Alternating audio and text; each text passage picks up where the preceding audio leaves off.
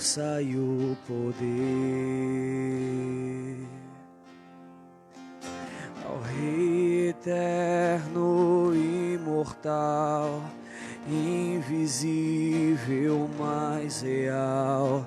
A Ele ministramos o louvor ao único que receber a honra e a glória, a força e o poder ao Rei eterno, imortal, infinito e mais real. A Ele ministramos o louvor ao único que é digno de receber a honra e a glória, a força e o poder ao Rei eterno, imortal. Coroamos a Ti, Jesus, adoramos o Teu nome, nos rendemos aos Teus pés, consagramos todo o nosso ser a Ti. Coroamos a Ti, ó Rei Jesus. Coroamos a Ti, ó Rei Jesus. Adoramos o Teu nome, nos rendemos aos Teus pés, consagramos todo o nosso ser a Ti. Consagramos todo o nosso ser a Ti. Consagramos todo o nosso ser a Ti. Consagramos todo o nosso ser a Ti, ao único que é digno de receber a honra e a glória, a força e o poder ao Rei eterno, imortal, invisível, mais real. A Ele ministramos o louvor, coroamos a Ti, ó Rei Jesus. Coroamos a Ti, ó Rei Jesus. Oramos o Teu nome, nos rendemos aos Teus pés,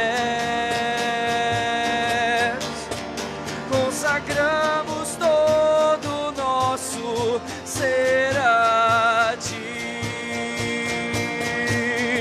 Coroamos a Ti, ó Rei Jesus. Coroamos a Ti, ó Rei Jesus. Adoramos o Teu nome, nos rendemos aos teus pés. Consagramos todo o nosso ser a ti. Consagramos todo o nosso ser a ti. Consagramos todo o nosso ser a ti. És merecedor. Consagramos todo o nosso ser a ti. Consagramos todo o nosso ser a ti. Consagramos todo o nosso ser a ti. Digno de glória e honra, levantamos nossas mãos para o teu nome exaltar. Digno de glória e honra, levantamos nossas mãos para o exaltar. Digno de glória e honra, outro igual a ti. Não há outro igual a ti. Digno de glória e honra, levantamos nossas mãos a ti. Não há outro igual a ti, porque grande és tu, maravilhas fazes tu. Não há outro igual a ti. Não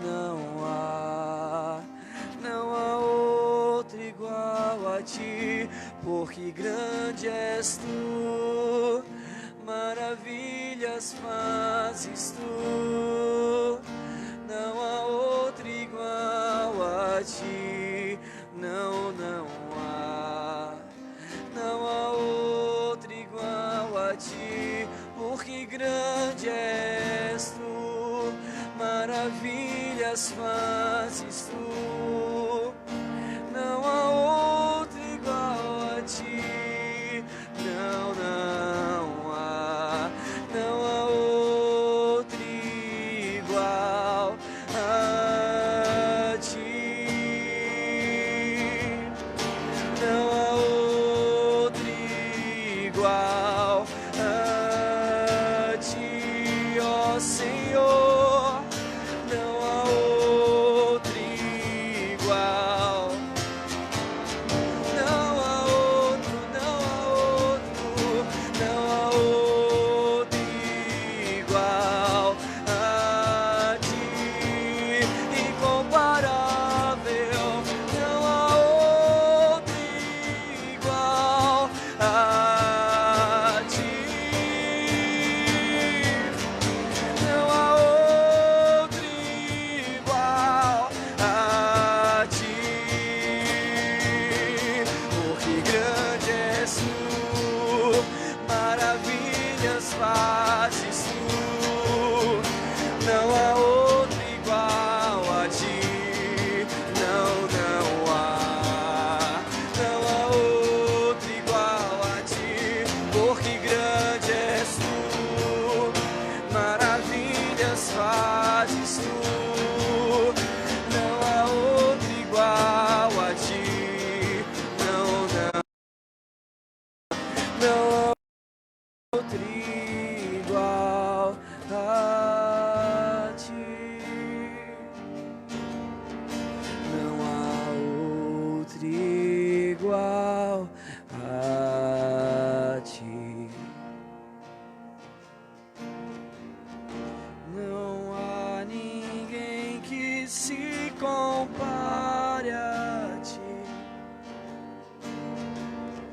sempre foi e sempre será. Permanece o mesmo, nunca mudou, nunca mudou. O Senhor permanece o mesmo, nunca mudou. Permanece o mesmo, nunca mudou. O Senhor permanece o mesmo, nunca mudou. O Senhor permanece o mesmo, nunca mudou. O Senhor permanece o mesmo, nunca mudou. O Senhor permanece o mesmo, nunca mudou.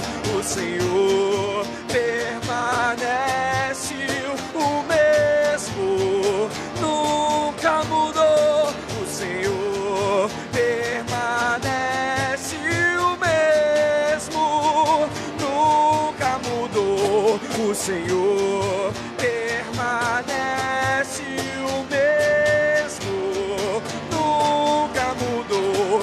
O Senhor permanece o mesmo, nunca mudou. O Senhor permanece o mesmo, nunca mudou.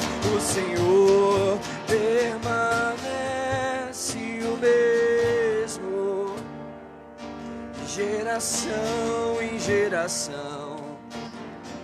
Ele se inclina pros seus filhos que estão dispostos a ouvir e obedecer. Ele nunca mudou, nunca mudou, nunca mudou.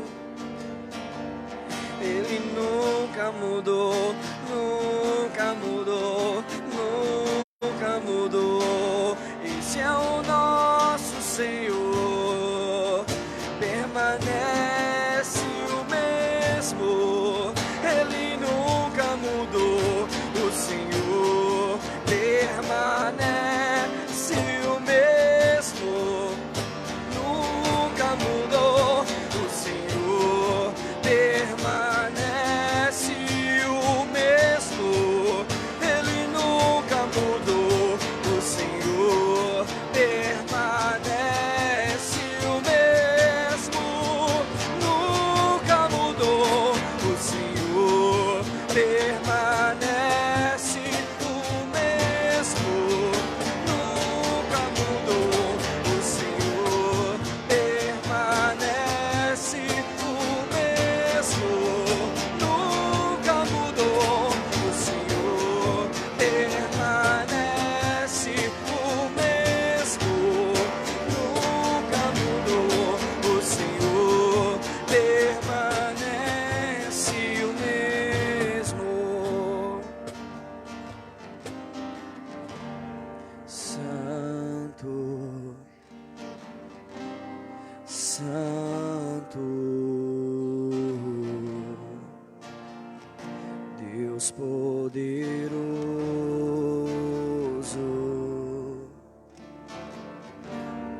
Santo, Santo, Deus poderoso, Ele é santo, santo, Deus poderoso,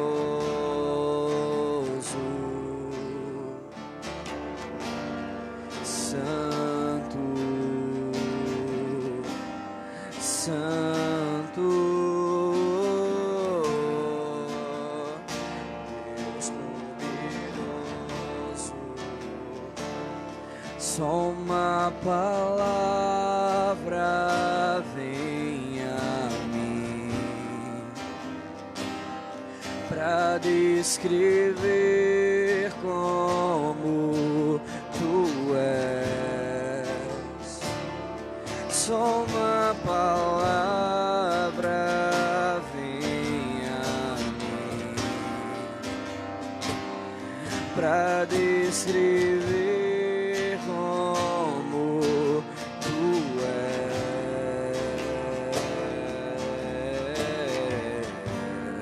Santo, Santo, Deus poderoso,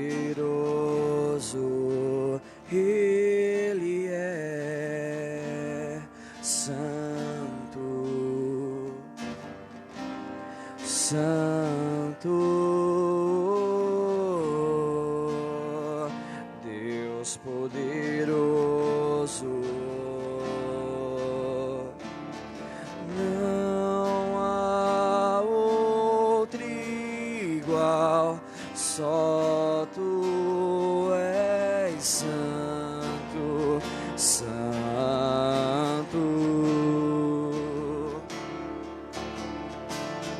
Não há outro igual, só tu és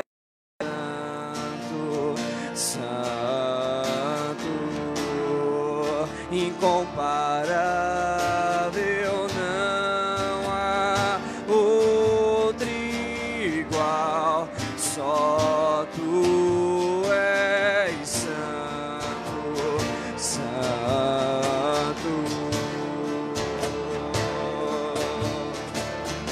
Não há outro igual, só tu és santo. Nós nos unimos aos anjos, oh, santo, santo, Deus poderoso,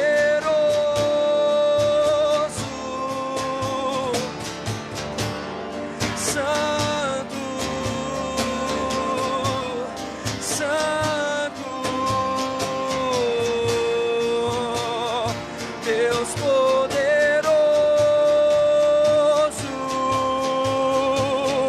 Não há outro igual, só tu és santo, santo.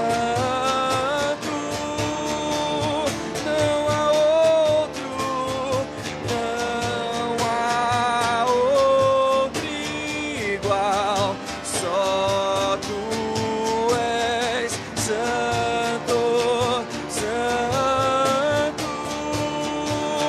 Não há outro, não há outro igual, só tu és santo, santo.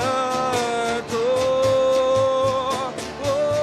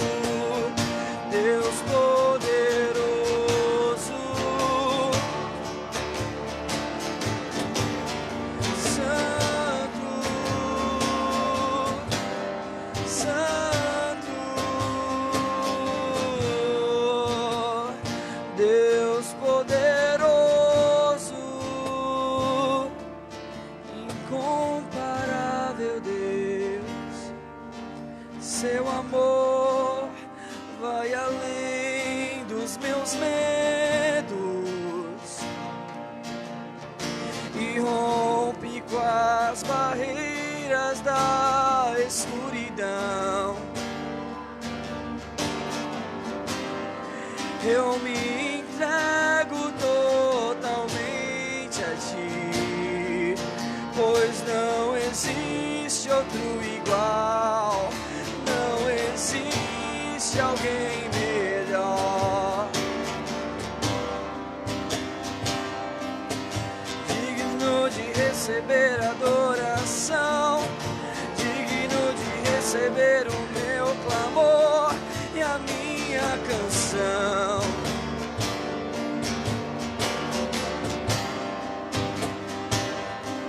Ó Deus sublime, magnífico, sublime, glorioso é o Senhor.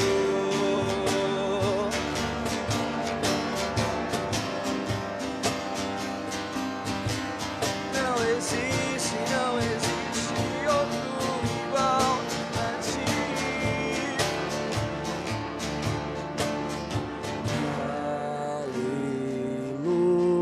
Aleluia,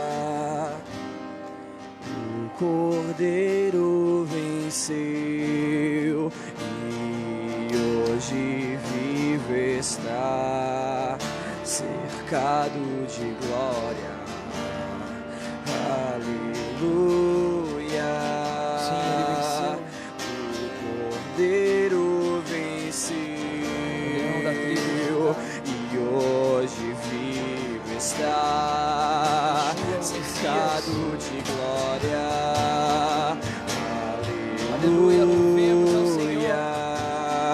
O Cordeiro venceu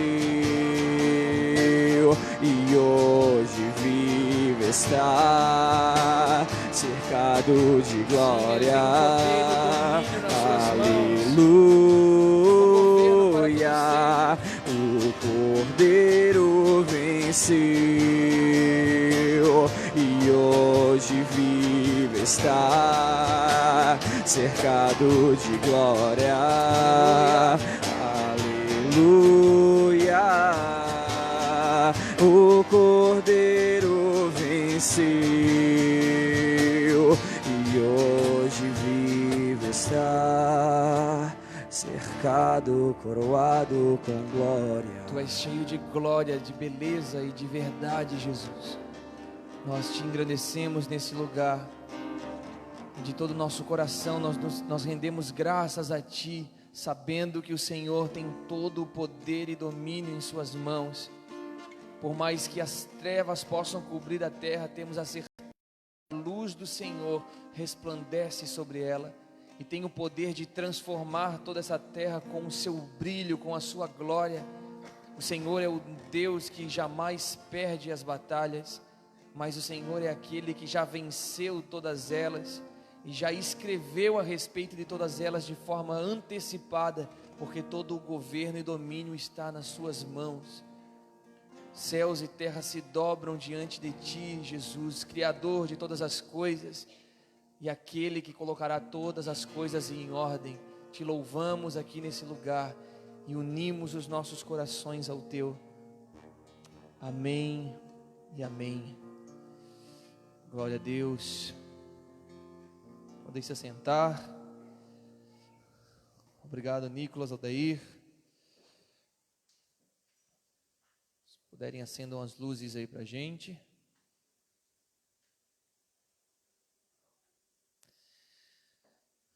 Amém.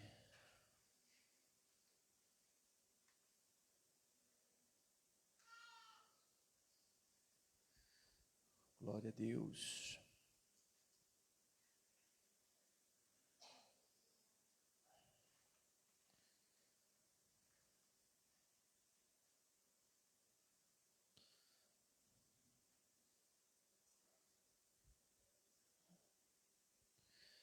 Amém, boa noite. Tudo bem com vocês? Tiveram uma semana boa? Graças a Deus. Se alguém desejar grampear o seu material, talvez alguns queiram, vai passando, por favor. Todo mundo quiser dar uma grampeadinha aí. Para alguns o clipe facilita, para outros, né, vai caindo tudo, depois a gente não sabe qual é a ordem. Fiquem à vontade aí. Bem, se vocês desejarem muito sentar um pouquinho mais para frente, assim, eu fico muito feliz. Senão não tem problema, mas se vocês quiserem ficar mais próximos aqui, vai ser melhor, porque a gente vai utilizar também um microfone para perguntas e respostas, e ele é um pouquinho limitado. Não temos ainda um microfone sem fio. Então, se vocês puderem ficar. Se tiver muita vergonha de sentar na primeira, senta na segunda. Tá bom? Se não, fiquem à vontade. Não sintam-se pressionados. Amém. Glória a Deus. Sejam bem-vindos a essa terceira aula da série Preparados para o Fim, aqui da Casa de Oração de Itajaí. Nós estamos na página 10. Nós terminamos a parte Guerra nos Lugares Celestiais e hoje nós vamos iniciar a partir as duas testemunhas, os 144 mil selados e os santos profetizando. Esse tópico lá no finalzinho da página. Para os irmãos que estão nos assistindo pelo Facebook, nós temos essa apostila exclusiva dessa série. Se você desejar adquirir essa apostila, manda uma mensagem aí no chat ou em privado, que nós vamos mandar para vocês as informações, e em breve você recebe esse material também, uma apostila de 28 páginas de A4, para vocês também estudarem após a conclusão dessa série. Vocês podem tanto assistir os vídeos como acompanharem na apostila também, que é muito bom para aqueles que gostam, né? Ter algo anotado e também poder fazer suas anotações aí. Ok? Gente, nesse momento eu queria que a gente pudesse fazer um momento de oferta, tá bom? Se você desejar assim, nosso pessoal vai colocar uma caixinha pretinha aqui na frente. Nós, como vocês já sabem, não é de costume nós cobrarmos pelas séries de ensino da Casa de Oração, mas nós sempre abrimos a oportunidade para os irmãos que queiram ofertar. Então tem uma caixinha preta aqui do meu lado esquerdo. Você pode levantar, deixar sua contribuição para que mais séries possam ser feitas aqui na Casa de Oração. Se não, você pode também vir no intervalo. A gente vai deixar essa caixinha aqui até o final. Você pode vir aqui e deixar uma oferta. Como tem sido para vocês? Tem sido boa série? Vocês têm sido edificados? Algumas coisas sendo esclarecidas?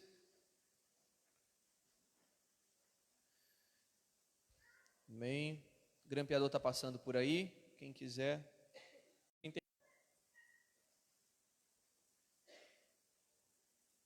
Amém. Tudo certo? O pessoal está nos ouvindo aí online? Tudo certo, Aldair?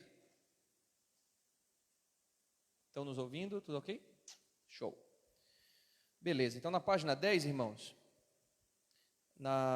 no tópico As Duas Testemunhas em diante ali, nós iniciamos na aula passada, nós concluímos a primeira parte daquilo que é chamado período tribulacional ou tribulacionista ou de tribulação, que são esses últimos 7 anos antes da volta de Jesus.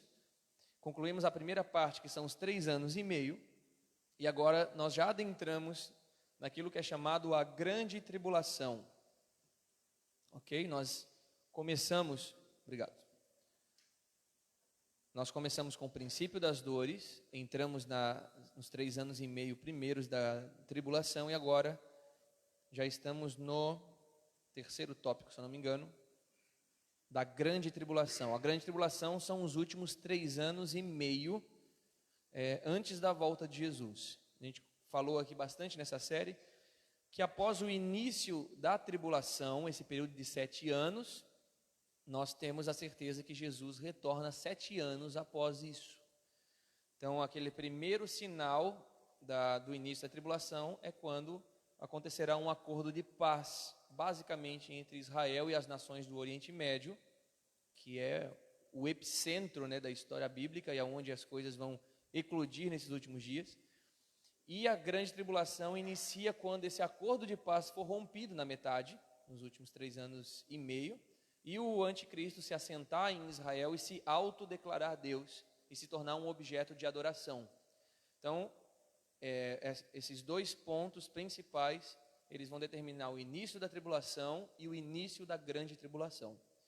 Então, nós começamos falando sobre aquilo que Daniel chama de abominação da desolação ou abominação desoladora, depende da sua tradução. Estudamos um pouquinho sobre a guerra nos lugares celestiais, e a gente viu na aula passada que no início ou ali durante a grande tribulação vai haver uma guerra nos lugares celestiais em que Miguel vai literalmente expulsar Satanás e os seus anjos, os demônios, né, desse lugar, e eles virão para a terra. Então, literalmente, eles estarão na terra nesse último período da grande tribulação. E agora nós vamos estudar a partir das 2 testemunhas, os 144.000 selados e os santos profetizando.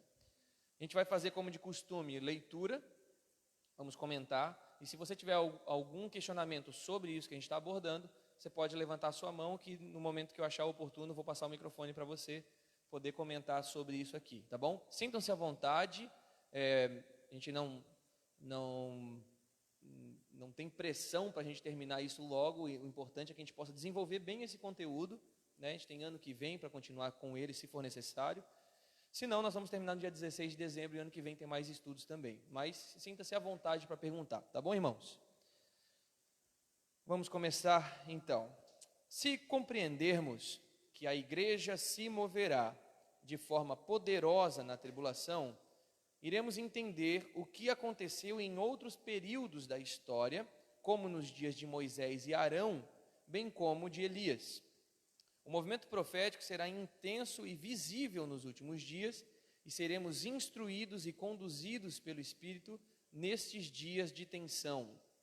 Não é novidade para nós que a história nos mostra como os santos provaram de sinais e maravilhas nos momentos difíceis que passaram, pois Deus não desampara seus filhos e tem compromisso com sua palavra. Ele irá cumprir até o fim o que prometeu e nos envolverá no poder, na conclusão do seu plano escatológico. Então aqui eu vou enumerar para vocês alguns acontecimentos que abrangem essa questão dos 144.000 selados. Talvez você tenha um pouco de dúvida sobre isso, a gente vai buscar solucionar essas dúvidas agora. Então, primeiro ponto: com o auxílio de um movimento de oração e adoração na grande tribulação, os juízos serão liberados pelas 2 testemunhas sobre todos os que se voltam contra Deus. Por que eu escrevi aqui com o auxílio de um movimento de oração? Porque a igreja estará funcionando de forma profética no sentido de oração e adoração, e isso vai movimentar a questão celestial, como que Deus vai mover anjos e desenvolver o início dos seus juízos sobre a terra, e a igreja vai estar cooperando com isso por intermédio de oração, de adoração, de prática, né, de justiça, como a gente já vem estudando aí ao longo do ano sobre o Sermão do Monte, agora trabalhando também no intensivo com o Sermão Profético, e agora entrando nesse período de tribulação. A igreja ela irá se movimentar cada dia mais em oração intercessória. Quem já participou da escola Casa de Oração entendeu um pouquinho sobre o contexto que a gente explica sobre intercessão, que na verdade uma oração intercessória não é somente a gente clamar por algo específico, é nós repetirmos para Deus aquilo que Ele já disse que irá fazer. Então, quando nós intercedemos, nós usamos as palavras do próprio Deus através das Escrituras e nós devolvemos para Deus, nós nos movemos em direção ao Senhor com a palavra que Ele já disse que irá fazer nos últimos dias. Isso é intercessão. Por isso que nós podemos julgar, inclusive, profecias através da palavra, porque a palavra deve ser o livro que vai julgar as profecias. Então, como que uma profecia vem de Deus? Se ela estiver de acordo com o que Deus já disse que vai fazer. O que Deus vai fazer nos últimos dias não é nada novo, irmãos. Ele já disse que essas coisas irão acontecer. Você já parou para pensar que tudo que vai acontecer nos últimos dias, Ele já nos escreveu de antemão, Ele já nos preparou para isso? O nosso despreparo, ele é mediante a falta de estudo nas Escrituras e profundidade na palavra. A gente tem um livro inteirinho, que é o livro da Revelação, que fala a respeito do Cristo glorificado e o Cristo que se tornou diante de toda a terra, né, um rei, e ele volta para governar dessa forma, e dá detalhes de como será a volta de Jesus e os acontecimentos que abrangem esse retorno.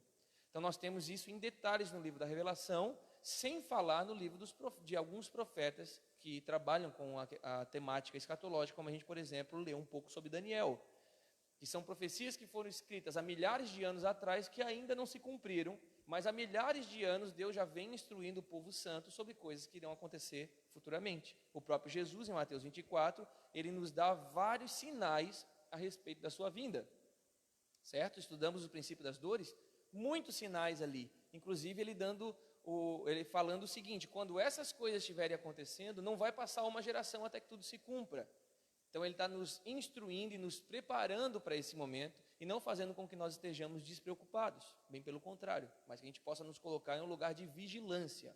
E quando nós vigiamos e nós estamos em oração e estudo das Escrituras, agora nós vamos cooperar com Deus com aquilo que Ele vai fazer, aquilo que Ele já disse que irá fazer. Isso é intercessão.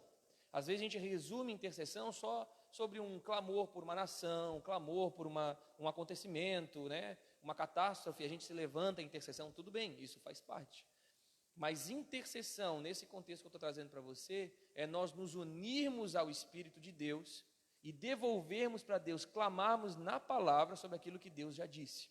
Então, quando a gente falou isso nas duas aulas anteriores, quando essas coisas começarem a acontecer, a igreja já vai se antecipar sabendo o próximo passo que vai acontecer na terra. Como Deus já falou, de forma sequencial e progressiva, por exemplo, sobre os selos, sobre as trombetas, o que vai acontecer uma coisa após a outra, nós vamos ver que isso é progressivo, não vai acontecer a sexta trombeta primeiro, depois a quinta trombeta, depois a primeira, não, é progressivo. Uma vai desencadeando a outra. Ou seja, quando o primeiro selo for aberto, nós já vamos saber o que vai acontecer com o segundo selo.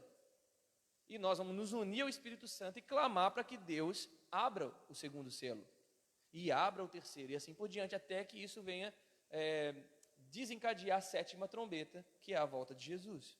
Então não é uma igreja que vai ficar sem saber o que fazer, bem pelo contrário, nós vamos nos movimentar em oração e adoração intercessória, nos unindo aos céus para que Deus possa, através da sua igreja e de atividades angelicais, poder desenvolver o seu juízo sobre a terra. Um texto que fala muito sobre isso, o livro do Apocalipse, capítulo 8, ou o livro da Revelação, 8, do 3 ao 5, olha que texto bacana. Vi outro anjo e pôs-se diante do altar, tendo um incensário de ouro, e foi-lhe dado muito incenso para que oferecesse com o quê? Com as orações de todos os santos sobre o altar de ouro que está diante de Deus. E da mão do anjo subiu diante de Deus a fumaça do incenso com as orações dos santos. Depois do anjo, tomou o incensário, encheu-o com fogo do altar. O que ele fez aqui? Ele pegou o incensário com as orações, os santos estão orando, estão intercedendo, e esse incensário está se enchendo, incenso misturado com oração. O que vai acontecer? Vai ser pego esse incensário, vai encher com o fogo do altar, e então vai ser lançado sobre a terra. E então vai acontecer trovões, vozes, relâmpagos e terremotos. Então a oração, junto com o movimento angelical, Deus vai jogar, por exemplo, esse fogo sobre a terra, e aqui a gente vê o início dos juízos de Deus também acontecendo. Então o movimento de oração nos últimos dias, não é porque só é uma necessidade do cristão, é que Deus quer fazer com que a sua igreja se engaje naquilo que Ele vai fazer nos últimos dias. Nós vamos participar disso de forma ativa, não vamos ficar assistindo como espectadores, nós vamos ser cooperadores com a justiça e o juízo de Deus que vai ser liberado sobre a terra. Um outro texto, o livro da Revelação, capítulo 11, do 3 ao 6. E concederei a minhas duas testemunhas que, vestidos de saco, profetizem por 1260 dias. O que é isso? 3 anos e meio, que é a grande tribulação. O Daniel e o livro do Apocalipse também fala aquele termo tempos, tempo e metade de um tempo, ou seja, tempos 2 anos, tempo 1 ano, metade de um tempo, meio ano, 3 anos e meio, tá?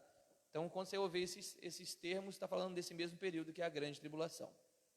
Essas são as duas oliveiras e os dois candeeiros que estão diante do Senhor da terra. E se alguém lhes quiser fazer mal, das suas bocas sairá fogo e devorará os seus inimigos. Pois se alguém lhes quiser fazer mal, importa que assim seja morto. Elas têm o poder para fechar os... Olha o que essas duas testemunhas vão fazer. Elas têm o poder para fechar o céu, para que não chova durante os dias da sua profecia, e têm poder sobre as águas para convertê-las em sangue, e para ferir a terra com toda sorte de pragas. Quantas vezes? Quantas vezes quiserem. Isso nos remete a outros dias em como os profetas também funcionavam no Antigo Testamento. Ok? Então a gente vai ver essas duas testemunhas tendo poder, foi dado poder a elas para que elas pudessem mandar chuva para a chuva, enviar pragas, que isso está muito ligado com o juízo de Deus. Então a gente vê o poder que Deus vai dar a esses dois homens santos, que vão estar em Jerusalém anunciando o que Deus vai estar fazendo, o que vai acontecer futuramente, e combatendo aquilo que o anticristo vai estar fazendo. Lembre-se que nesse período, aonde que o anticristo está? Assentado no templo em Jerusalém, e se auto-intitulando Deus, onde vai ter uma estátua de adoração ao nome dele. Então essas duas testemunhas em Jerusalém vão estar profetizando e falando contra aquilo que ele vai estar fazendo.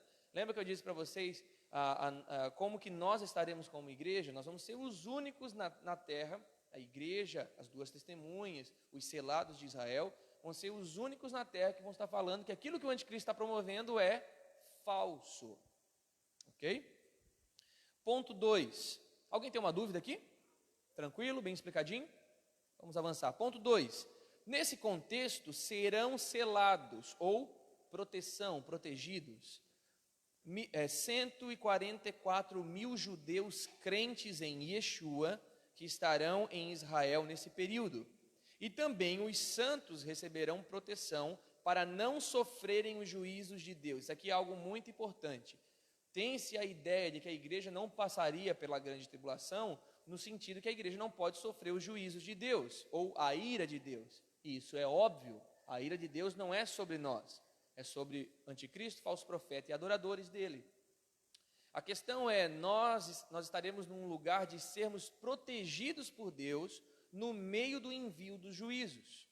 Por isso que Deus vai selar o seu povo, vai proteger o seu povo, para que o seu povo não venha receber a ira que vem de Deus. É necessário que Deus envie sua ira, e como? É só a gente olhar ao nosso redor. Eu não sei quanto vocês, mas eu fico indignado com a corrupção, com a imoralidade, com a prostituição em que a terra está. Eu não quero que isso aconteça. A gente fica irado quando a gente vê acontecendo grandes problemas como está nos nossos dias, né? Quando a gente vê as crianças sofrendo, quando a gente vê a nossa nação sofrendo, as nações do mundo sofrendo, se afastando cada vez mais de Deus e da sua palavra, isso gera em nós uma certa ira, não gera? Então, vai chegar o dia em que Deus vai enviar a sua ira. E a ira de Deus é um juízo, e o seu juízo é perfeito, Deus é justo nos seus juízos. Por isso que Deus pede para nós nos contentarmos com o juízo dele que é futuro. Às vezes a gente quer fazer realmente a justiça com as nossas próprias mãos, é difícil, né? Só que os nossos juízos não são perfeitos como o de Deus. A Bíblia, inclusive, nos cita várias vezes como é necessário que a gente possa sofrer o dano também, muitas vezes. Mas sabendo que se nós sofrermos o dano de algumas coisas, Deus certamente fará justiça a nós, aqueles que estão clamando por Ele dia e noite. Vocês entendem o que eu estou falando, né?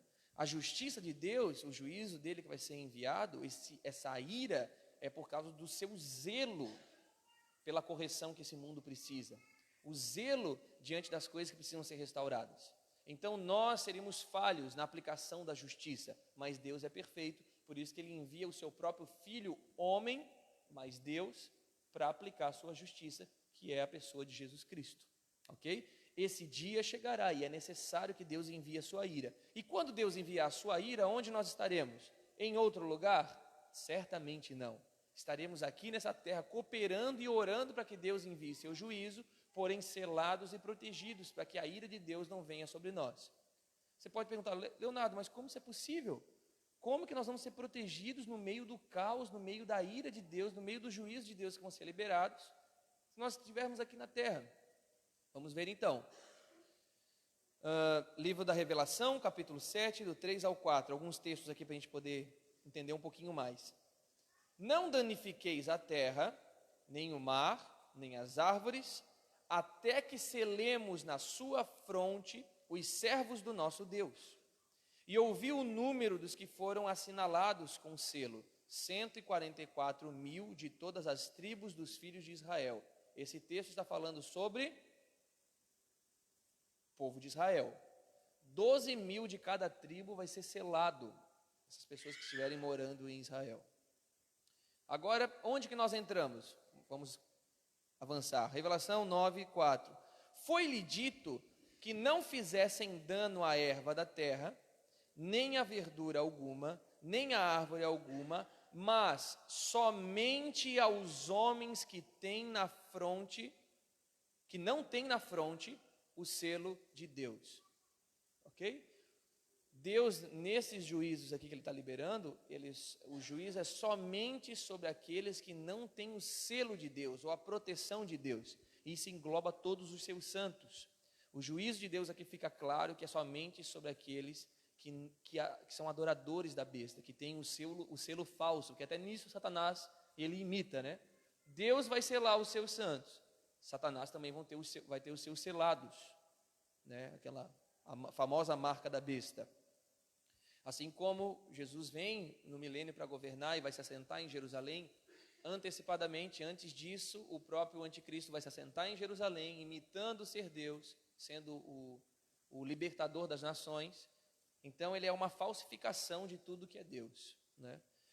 Os juízos serão inevitáveis diante de tanta iniquidade e serão vistos pelos santos como a bondade de Deus para com seus filhos.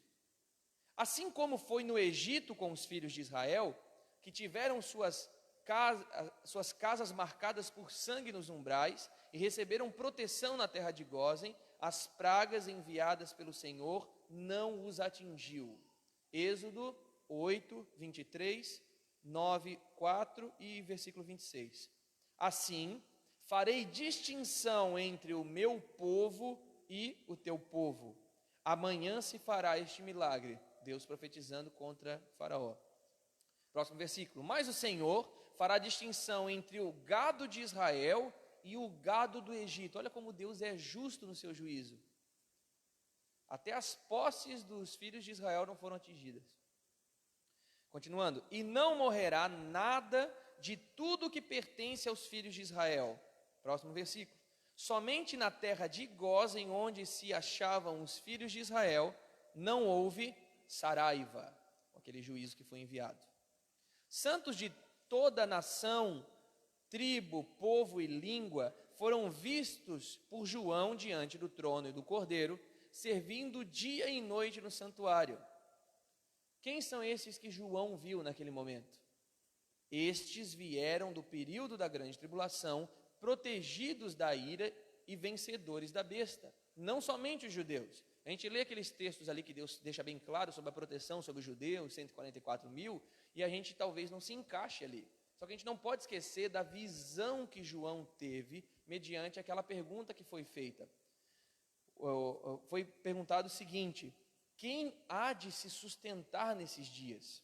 Começa a se desenvolver os juízos e existe uma pergunta ali em Apocalipse: quem há de suster-se nesses dias? Então Deus, agora ele dá a João uma visão daquelas pessoas que estão vindo da grande tribulação. Quem são essas pessoas? Vamos ler.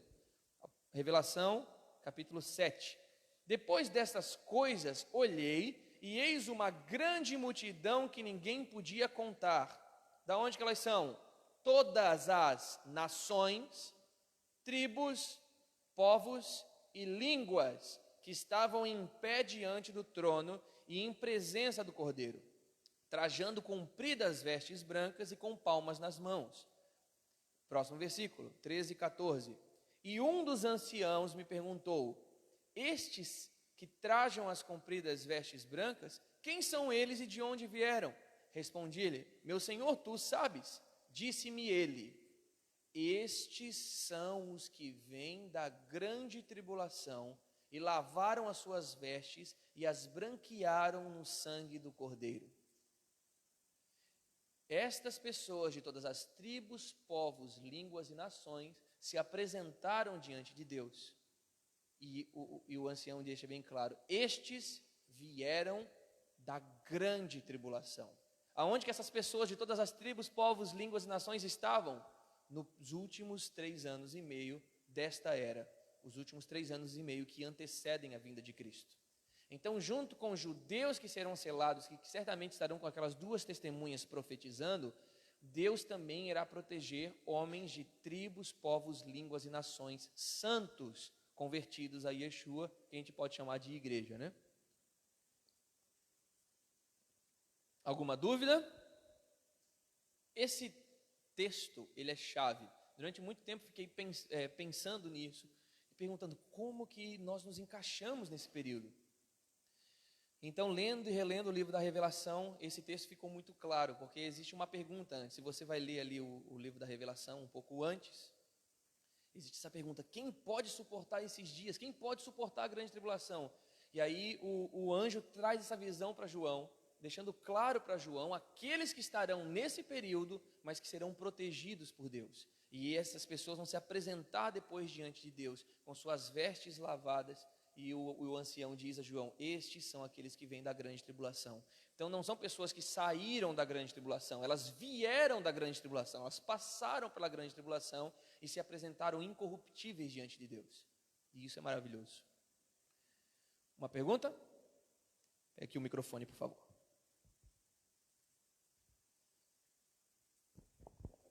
Tem especificação do que vai ser essa marca em nós? Ele tinha o sangue nos umbrais da porta. Sim. É algo semelhante a isso, mas em nós? Eu não costumo, pode deixar aqui do meu lado, eu não costumo chutar esse tipo assim de, falando de marcas, de dias, de como que a gente vai conseguir discernir essas coisas. Não costumo chutar, eu acho que vai ser isso. Como todo mundo fala, 666, vai ser o chip. Já foi tanta coisa, já viu? Já estudou um pouquinho sobre isso?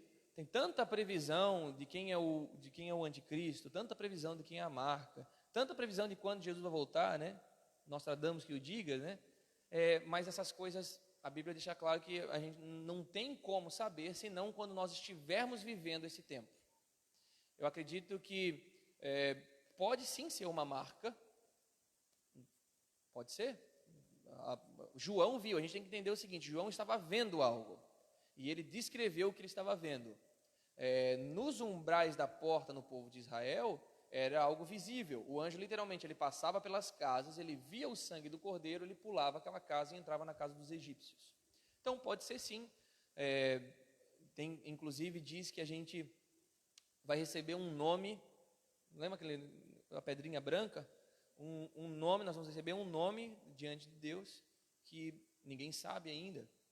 Então, assim, tem algumas coisas que não são tão claras para nós, mas o que eu acredito, quando nós estivermos vivendo esses dias finais, nós vamos certamente identificar marca da besta, anticristo, falso profeta, a nossa selagem, a nossa proteção, tudo isso vai ficar muito claro, né? Hoje a gente não consegue especular como que isso vai acontecer, e eu não gosto nem de especular, porque pode chegar na hora e ser uma coisa totalmente diferente.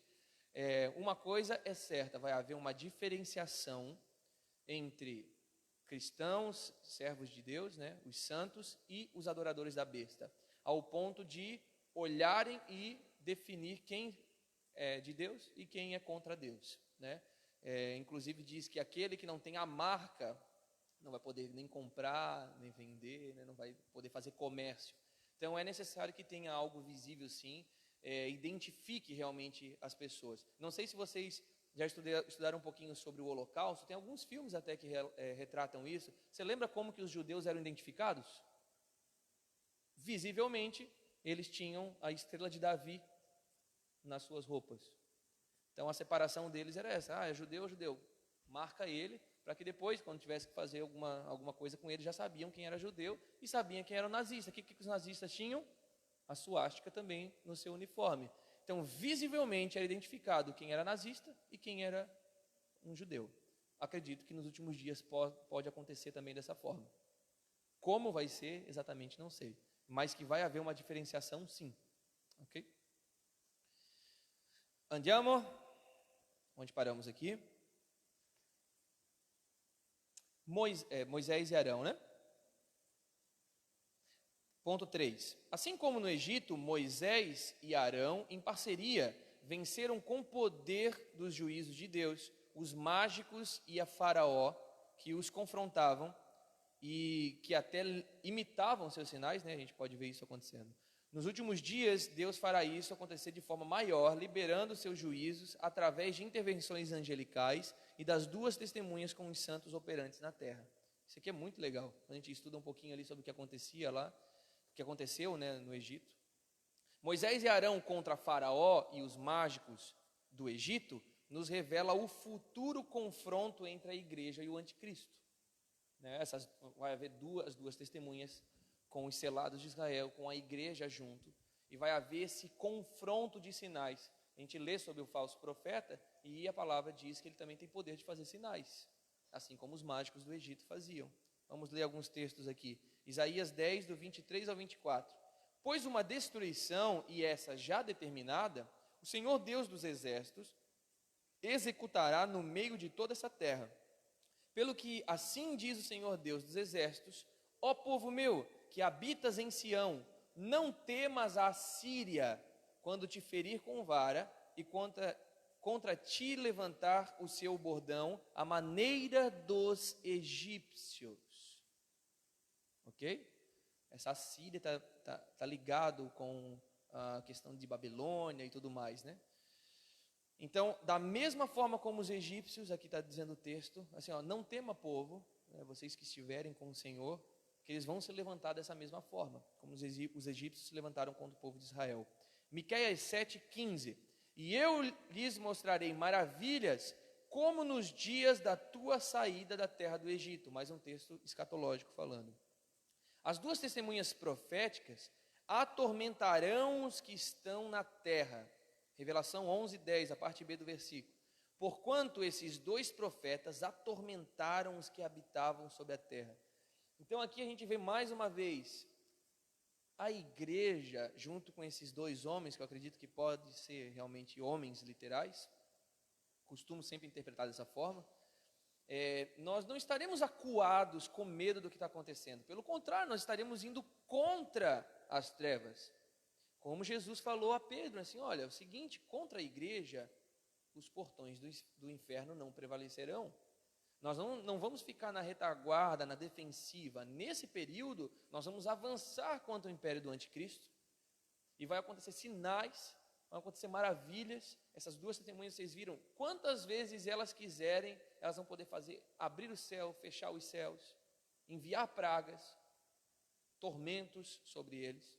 Então, não é nós temos aquela ideia de ter medo no fim dos tempos. Bem pelo contrário, nós seremos engajados, encorajados pelo Espírito Santo para nós cumprirmos a nossa missão de igreja na pré-vinda de Jesus, nesse período tribulacionista, né? E por fim, o quarto ponto, no final desse período, olha o que vai acontecer, as duas testemunhas serão mortas pelo anticristo, mas ressuscitarão. Vocês podem imaginar isso acontecendo no meio de Israel, essas duas testemunhas sendo mortas pelo anticristo e Deus ressuscitando elas no meio de Israel, todo mundo comemorando, feliz da vida, porque aqueles que estavam atormentando eles foram mortos e Deus ressuscita esses dois caras. Vamos ler o texto, Revelação 11. E quando acabarem o seu testemunho, isso aqui é muito importante, ó. Quando acabar o seu testemunho, nós fomos chamados por Jesus para testemunhar a respeito dele. Então nós temos um período de testemunho nessa terra. Quando que termina o nosso testemunho? Quando nós morremos. Então acabar o testemunho é chegar o dia da nossa morte. E isso é vitória, não é derrota. A morte de um cristão é vitória aos olhos de Deus. Se nós cumprirmos o nosso tempo de testemunho, morrer é só lucro. O próprio Paulo falava sobre isso, né? Assim, olha, a minha vontade é estar com Deus, mas ainda não concluí o meu testemunho. Então é melhor que eu conclua o meu testemunho antes, para depois ele fazer aquela frase, né, emblemática frase de Paulo: combati o bom combate, guardei a fé, cumpri a carreira que me foi proposta. Isso é terminar o seu testemunho. Então vai chegar um momento em que vai acabar o testemunho deles. A besta que sobe do abismo lhes fará guerra e os vencerá e matará. Olha só a palavra vencerá aqui. Não é que eles foram derrotados por Satanás, é o sentido de matar realmente o corpo deles. O que para nós não é derrota, para nós é vitória. E jazerão os seus corpos na praça da grande cidade, que espiritualmente se chama Sodoma e Egito, onde também o seu Senhor foi crucificado. Homens de vários povos e tribos e línguas e nações verão os seus corpos por 3 dias e meio, e não permitirão que sejam sepultados. Olha o que eles vão fazer com esses 2 homens. E os que habitam sobre a terra se regozijarão sobre eles e se alegrarão, e mandarão presentes uns para os outros. Olha que doideira. Porquanto esses 2 profetas atormentaram os que habitam sobre a terra, e depois daqueles 3 dias e meio, o espírito de vida vindo de Deus entrou neles, e puseram-se sobre os pés, e caiu grande temor sobre os que os viram. E ouviram uma grande voz do céu que lhes dizia: subi para cá. E subiram aos céus em uma nuvem, e os seus inimigos os viram. E naquela hora houve um grande terremoto, e caiu a 10ª parte da cidade, e no terremoto foram mortos 7.000 homens, e os demais ficaram atemorizados e deram glória a Deus dos céus. Isso é o que Deus vai fazer. Essas 2 pessoas vão ser mortas, todo mundo vai pensar: pronto, vencemos. Que é essa ideia de vencerão e os matarão. Só que 3 dias e meio depois, eles vão ficar atormentados quando eles verem essas pessoas de pé. E vai acontecer exatamente como Deus fez com Enoque. Lembra? Enoque andando sobre a terra, e Deus falou assim: agora sobe para cá, assim como foi com Elias também, que foi elevado aos céus e tudo mais. Então a gente não está vendo aqui uma igreja derrotada, santos derrotados. Bem pelo contrário, eles vencem ao anticristo. Eles vencem com o seu testemunho. Porque vitória para o cristão é quando nós cumprimos a nossa carreira. Derrota para nós é quando nós não damos testemunho de Jesus. Você pode continuar vivo, se você não testemunha quem Jesus é, você está vivendo uma derrota na sua vida. Porque você que nasceu de novo é para seguir Jesus. Esses homens, eles vão completar o seu testemunho, vão completar o seu ministério e vão morrer no momento certo. E inclusive Deus vai os chamar para si. Todos vão ver eles ressuscitando e subindo aos céus com seus corpos ressurretos. Visualiza isso acontecendo lá. Vai ser um grande rebuliço que vai acontecer. Vai haver um desespero daqueles que são contra Deus.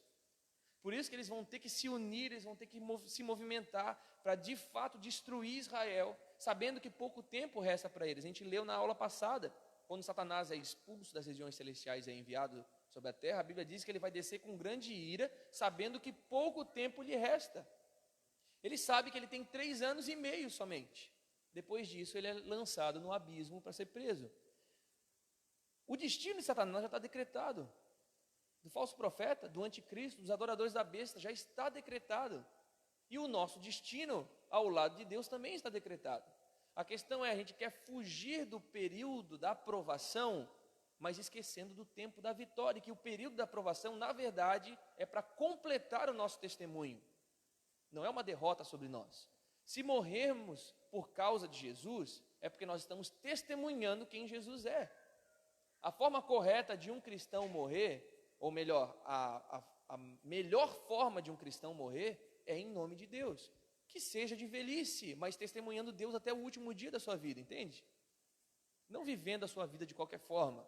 Nós nascemos de novo para agora nós nos tornarmos escravos de Jesus. Como escravos de Jesus, nós estamos debaixo de servidão a Deus. Nós servimos a Deus até o último dia das nossas vidas. Isso muda um bocado a nossa forma de pensar sobre o que é cristianismo, sobre o que é evangelho.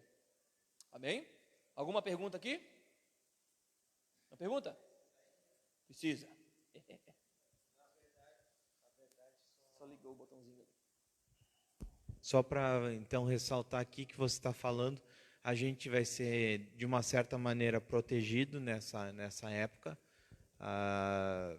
pensando, né, que a gente está nessa linha que a igreja irá passar pela tribulação, já que toda uma vida eu fui doutrinado, vamos dizer assim, na outra visão, né? Então, muita gente acredita que vai ficar só o pessoal que não foi arrebatado, mas a gente está indo na linha que toda a igreja estará aqui, mas ao mesmo tempo que a gente não vai sofrer o juízo, porque estaremos de uma certa maneira selados ali, protegidos.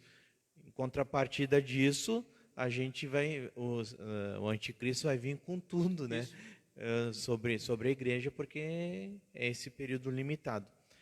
Partindo dessa situação, Léo, só deixa eu fazer uma pergunta, que como fui doutrinado toda uma vida nessa situação do arrebatamento secreto, antes desse período, o Espírito Santo, muito eu ouvi falar que o Espírito Santo não estaria na Terra, mas aí, indo por essa linha que a igreja passará, o Espírito Santo estará... Diante de tudo que Deus vai nos movimentar a fazer, quando a gente muda, vira essa chavezinha, começa a pensar como será a nossa vida aqui. Primeiro, eu acho que eu falei, não sei se foi numa das aulas ou foi no intensivo, não é possível haver conversão senão por meio do Espírito Santo. Então, durante todo o período de tribulação, ninguém seria salvo. Sem o Espírito Santo aqui, não existe salvação, não existe convencimento do pecado. Essas pessoas que não foram arrebatadas, elas já estão condenadas, porque não tem salvação para elas. Elas não podem se arrepender durante esse período. O Espírito Santo não está aqui. Justificação é por meio da fé em Cristo Jesus e o convencimento do Espírito Santo. Não tem como. Então, não existe texto bíblico para isso. Não existe texto bíblico para falar que o Espírito Santo não estaria aqui. E a ideia do arrebatamento pré-tribulacionista, como eu já citei aqui para vocês, ela veio por meio de uma visão. Uma reunião aconteceu lá em 1800 e bolinha, e através de Margaret MacDonald, né? E foi criado a doutrina do dispensacionalismo a partir de um homem chamado Darby, que estava nessa reunião, pegou essa visão dessa mulher e começou a pregar que Jesus arrebataria de forma secreta a sua igreja antes. A pergunta é, onde está escrito? A gente basicamente acreditou mais de 100 anos numa doutrina sem base bíblica. O contrário disso são inúmeros textos falando que nós passaremos por esse período, Jesus nos advertindo para nós nos prepararmos esse período. Textos como esse: quem são esses que vêm da grande tribulação? Quem são esses de todas as tribos, povos, línguas e nações? Os que vieram da grande tribulação. Jesus nos ensinando, logo em seguida a tribulação daqueles dias, aparecerá o sinal do Filho do Homem. Mateus 24, a gente estudou sobre isso no intensivo. Então são inúmeros textos que falam que Jesus vem após a tribulação, nenhum texto falando que Jesus vem de uma forma secreta. E eu sempre falo isso quando eu ensino a respeito de arrebatamento. É possível haver ressurreição dos mortos sem ninguém ver? O próprio texto que a gente viu das duas testemunhas diz que eles vão ressuscitar, as pessoas vão ver, vão ficar desesperadas, vão ficar assustadas quando verem isso acontecer.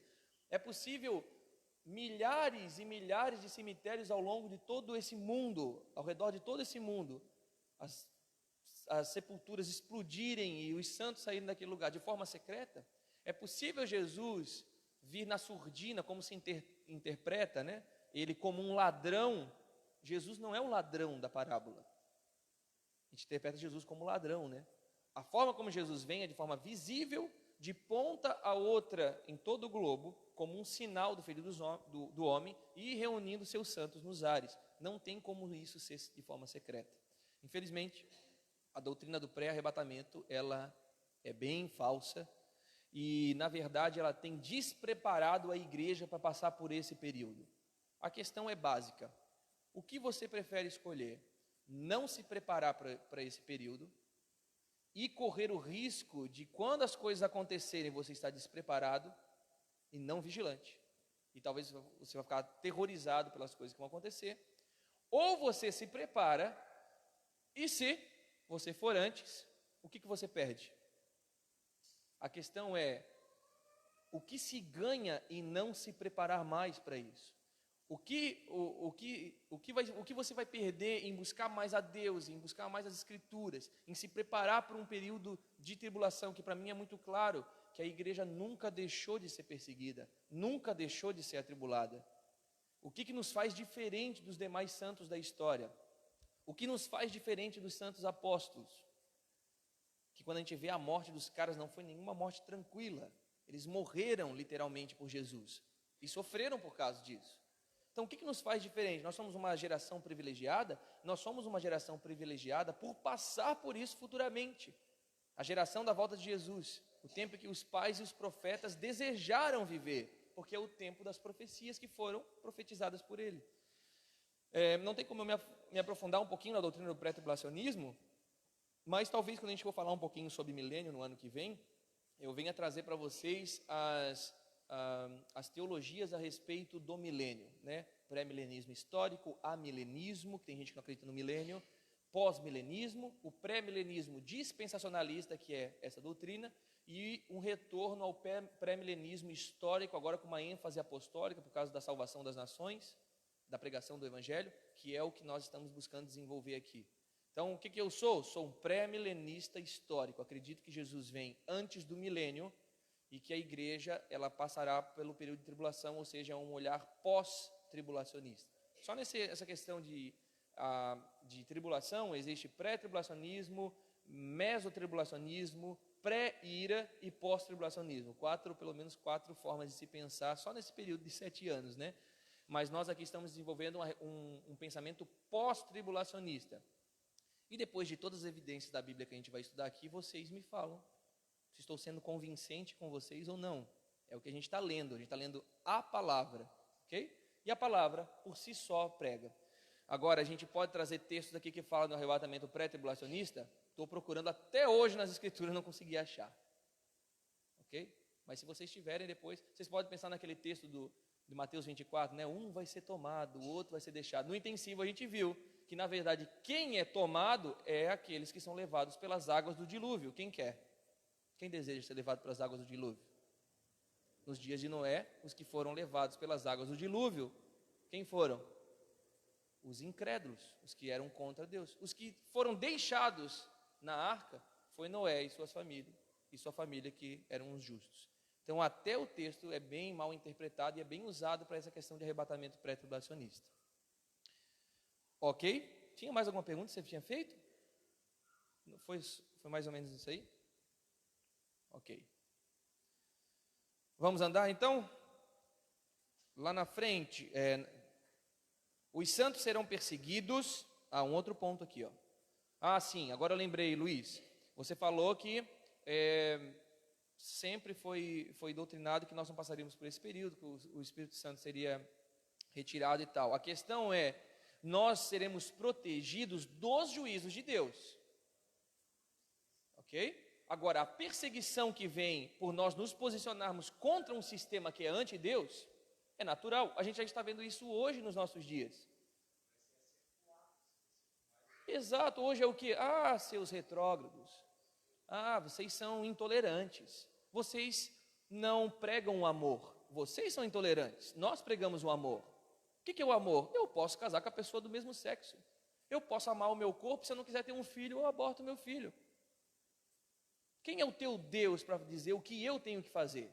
Salmo 2. As nações estão querendo romper com Deus, romper as cadeias e as algemas que os prendem a Ele, que é a própria lei de Deus, é o padrão moral de Deus. Então, o que vai acontecer nesses últimos dias é algo natural. Nós, por nos tornarmos pessoas intolerantes aos olhos deles, seremos perseguidos ao ponto de eles quererem extinguir nós da terra, literalmente. Agora, juízo de Deus, nós estaremos como o povo de Israel no meio do Egito, protegidos por Deus, com um sangue que já foi derramado sobre nós. Nós já estamos com aquele sangue do Cordeiro em nós. Então, quando os juízos vierem, o sangue do Cordeiro vai ser visto em nós, a marca de Deus vai ser vista em nós, nós não sofreremos o juízo de Deus. Vamos lá. Aqui. Então, nós já estamos protegidos? Sim, todos os que nasceram de novo em Cristo Jesus já foram lavados pelo sangue do Cordeiro. Agora, Se essa marca será visível nos últimos dias é a nossa incógnita ainda, nós não conseguimos discernir isso. Não sei se o que João viu foi o sangue de Jesus sobre nós nos marcando, ou se realmente nós não temos uma marca visível, como eu citei aqui para vocês, questão dos nazistas com os judeus, né, que era algo visível. E isso eu não sei dizer ainda, mas que nós já somos marcados pelo menos eu espero, né, que cada um de nós aqui a gente marcados. Estudando a história, né, a gente vê que muitos foram protegidos de muitas coisas. Até hoje, de terremotos, muitos são protegidos, de acidentes são protegidos. Sim. Eu creio que Deus faz essa proteção para todos nós. Não sei se está... A proteção... Não, faz sentido, sim. A proteção de Deus é para que nós venhamos cumprir o tempo do nosso testemunho. Quando cumprirmos o tempo do nosso testemunho, aquela velha história que a gente fala, quando chegar o meu dia, é Deus que determina o dia da minha morte. Se você deixa a sua vida nos cuidados de Deus, é Ele que vai dizer quando você vai morrer, né? Ou, óbvio, né? A gente pode passar por qualquer tipo de catástrofe ou coisa do tipo, mas quando a gente se rende ao Senhor, é Ele que determina a nossa vida. Agora, esses juízos que Deus vai liberar sobre a terra, é sobre esses juízos que nós seremos protegidos. Quando Deus enviar as pragas, como foram as pragas do Egito, que são esses juízos dele, nós não seremos sofredores. Pelo contrário, nós vamos estar juntos com o Senhor enviando os juízos de Deus sobre a terra. Um movimento de oração, junto com a manifestação angelical, nós vamos determinar para que sejam enviados sobre a terra. Então a gente vai estar cooperando com tudo isso. Manda, Cadu. E essa parte que fala de não conseguir comprar e tal, com a marca da besta, vai fazer parte, então, do processo da perseguição que nós vamos sofrer. Basicamente, hoje, tudo já é controlado. Sim. Ok? Não sei como vai ser futuramente, mas talvez a nossa comunicação vai ter que ser diferente. Hoje, você sabe, qualquer celular pode ser rastreado. Sim, sem dúvida. Então, ele vai ter esse controle nas mãos.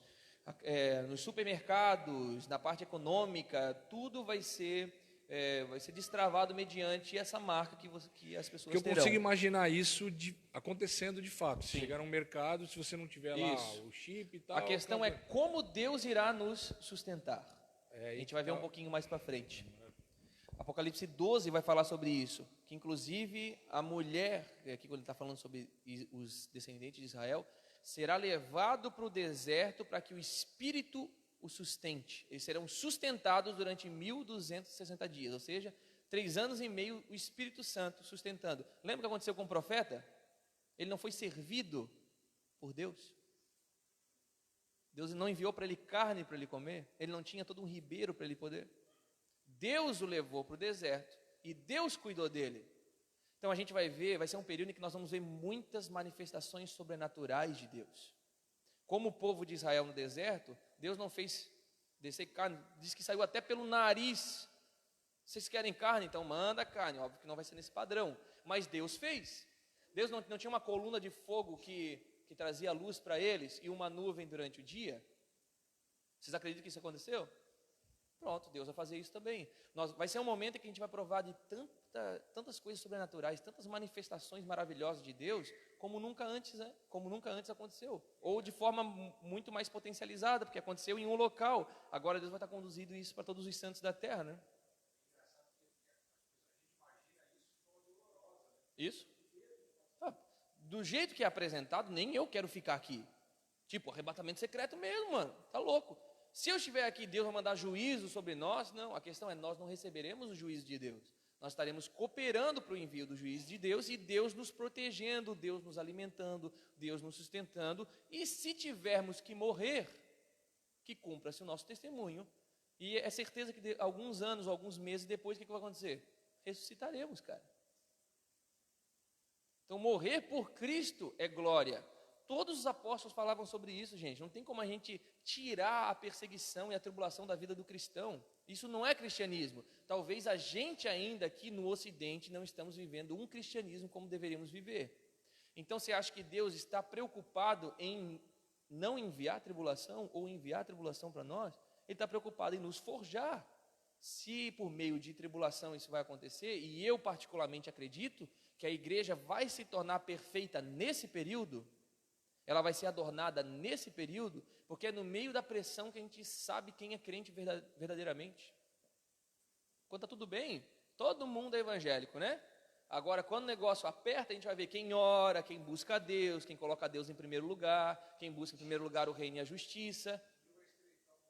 E não é necessário? Quem aqui deseja ver uma igreja verdadeira? Pô, eu fico às vezes indignado com o que eu assisto, sabe? Dá vontade, umas revoltas gospel assim, né? Mas é necessário algumas coisas acontecerem, né? A gente tem que sair do evangélico no sentido de status, para a gente entrar no sentido de testemunho, testemunhar quem Cristo é. Então a gente vai adentrar nesse tempo sim, e eu acredito que o período da grande tribulação vai ser o funil, né? Que o Cadu falou, vai ser o funil para a igreja. O próprio Pedro vai dizer que convém que o juízo de Deus primeiro venha pela casa. Então, antes de Deus enviar juízo sobre a terra, Ele já vai começar a aperfeiçoar a igreja, e acredito que isso acontece já no início da tribulação. Os primeiros 3 anos e meio, Deus já vai estar preparando sua igreja, para que na grande tribulação, ela já esteja cooperando com Deus, com o juízo de Deus, porque os juízos que a gente vai estudar depois desse período, acredito que na próxima aula, os juízos de Deus, selos e trombetas, eles começam a partir da grande tribulação. Os 3 anos e meio primeiros, os selos ainda estão fechados. Na grande tribulação que os selos começam a ser abertos. Então a igreja é preparada antes, para que ela se posicione com o Espírito Santo, para então em oração com Deus, com o Espírito Santo, possa começar a desatar os selos e a liberar das trombetas.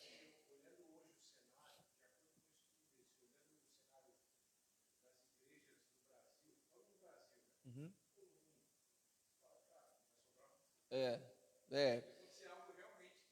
Sim. Isso, vou repetir porque o pessoal não ouviu. Ou vendo o cenário da igreja no mundo, né? Talvez essa seja a nossa perspectiva, para ver como nós ocidentais precisamos passar por algumas coisas para que Deus possa levantar uma igreja verdadeira. Não é a realidade em outras nações, por exemplo. E não é a realidade também no Brasil como um todo. A gente tem pessoas que estão buscando Deus verdadeiramente, né? Eu espero que a gente aqui, né? Quem aqui não quer, né? Servir a Deus de todo o coração. Mas realmente o que está na mídia, o que é visto como multidão, realmente tem muita coisa que precisa ser ajustada. Mas a gente ouve histórias de cristãos que inclusive já estão dando sua vida pelo Evangelho. Já citei aqui para você aquilo que aconteceu com os irmãos do Egito, como tem acontecido na Coreia do Norte, na China, e em muitos outros lugares, países que literalmente já passam por perseguição religiosa. Nós ainda não, mas já está acontecendo uma movimentação para que a gente venha passar por isso futuramente. E eu particularmente acredito que também isso vai acontecer. Pode ser no Brasil de forma amenizada, mediante o que Deus pode estar trabalhando com questão de governo, questão da luta contra essas mudanças de leis, mas uma coisa a gente tem que saber, isso vai acontecer em toda a terra. Vai chegar um momento em que todas as nações estarão debaixo do domínio de um homem. Algumas nações resistindo contra esse cara, então elas vão travar guerra contra esse cara, mas vai chegar o momento em que esse domínio dele vai ser mundial e a pressão também vai ser mundial. Isso. A gente está aqui para isso, né? Vocês vieram para a série chamada Preparados para o Fim. Então, a gente precisa se preparar mesmo. Nós temos que ser a primeira resposta disso que a gente está estudando. Ok? Vamos fazer uma pausa? Vamos tomar um cafezinho? Tá bom? Vamos ali tomar um café. Se você quiser, tem cappuccino lá, tem mini pizza lá também, se quiser fazer um lanchinho, né? Só chamar os nossos obreiros ali. Eu vou estar ali também, se você quiser alguns livros, tem uns livros bacanas ali. Pessoal que está nos assistindo, em 15 minutinhos nós voltamos com a transmissão. Um abraço, até logo.